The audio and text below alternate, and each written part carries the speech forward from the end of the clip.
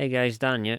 Sorry for the lack of videos over the last 2 weeks. I've been a bit busy with work, but I thought I'd make this one just to make up for it a little bit. I've been noticing lately that a lot of people have been kind of jumping ship on the Gh4, in like the A7S II and the Ursa Mini 4.6K on the horizon.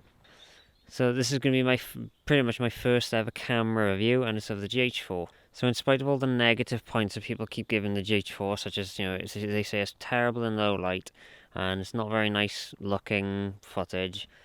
So I thought I'd just give 4 features of the camera that I feel trump the A7S II, just for the sake of it, because that seems to be the one that people are replacing it with. Number 4, the low cost. There's not really much to say about this. The Gh4, it's much lower. It costs much less than most other cameras that are out there, and way less. I think it's less than half the price of the A7S II right now. So can't really go wrong with that.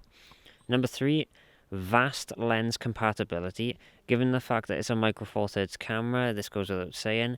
You can pretty much put any lens upwards of 1-inch compatible lenses, I think. So basically any lens that's made for a camera that uses 1-inch film or 1-inch sensor, this camera can use them all pretty much with very little fail in that. So it makes it very good for anyone moving from Canon and whatever. It's easy to adapt. Number 2, a 10-bit HDMI output. Now, this is one which I feel, as far as internal technical specifications, this is probably the one that trumps the A7S cameras the most, because the A7S cameras, they only have 8-bit internal and 8-bit out, whereas the Gh4 has 8-bit internal and 10-bit out. Now, what this means is when you're shooting things like that have like a sky, blue skies and all that have a very subtle gradient to them. If you are shooting in 8-bit, you will get something that's called banding, which looks like harsh lines transitioning from each shade of blue or whatever color thing you're shooting.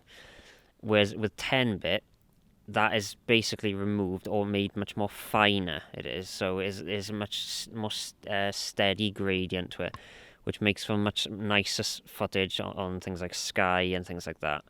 And that is one of the things that I believe that the Gh4 ultimately trumps with the A7S II. And finally, number 1, and this is the biggest trump in my opinion, battery life.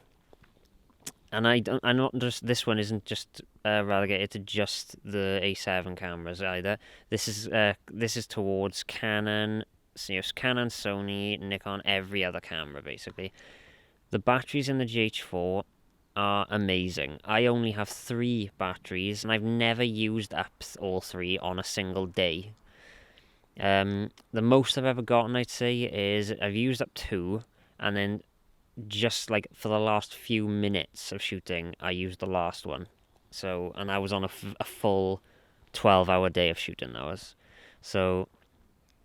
That was pretty amazing, and yeah, so batteries on this camera are amazing, and the A7 batteries are crap. I hope you enjoyed this video. This is my first, not really very in-depth camera review. It's just, 4 good bits of the Gh4 that everyone seems to be forgetting. So I hope you enjoyed the video. I am Dan from Daniel Norris Effects, and hopefully I will see you soon.